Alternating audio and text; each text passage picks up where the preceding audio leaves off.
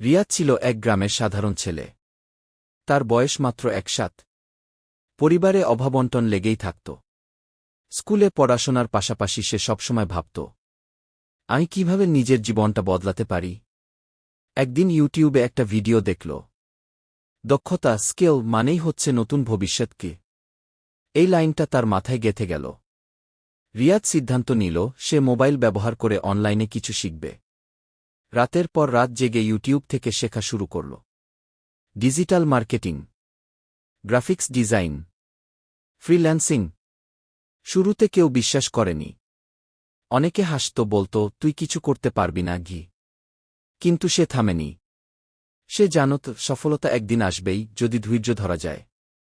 প্রথম মাসে সে উপার্জন করল মাত্র ১৫০ টাকা। দ্বিতীয় মাসে ১০০০ টাকা। তৃতীয় মাসে ৮০০০ টাকা। ৬ মাসের মাথায় সে নিজের একটি ডিজিটাল মার্কেটিং এজেন্সি খুলল। তারপর একে একে নিজেই কোর্স বানাল, ইউটিউবে নিজের চ্যানেল খুলল, ইনভেস্ট করল অনলাইন বিজনেসে। মাত্র ২-১ বছর বয়সে রিয়াদ হয়ে উঠল একজন কোটিপতি। তাকে মানুষ এখন চিনে বাংলাদেশের কনিষ্ঠ উদ্যোক্তা হিসেবে। আর রিয়াদ বলে, আমি বড় হয়েছি না বলে কেউ আমাকে ছোট করে দেখুক, এটা আমি কখনো চাইনি। আমি প্রমাণ করেছি, ইচ্ছে থাকলে পথ তৈরি হয় গে। এই গল্প থেকে শিখুন। ১. নিজের দক্ষতা বাড়ান। ২. মোবাইল ও ইন্টারনেটকে কাজে লাগান।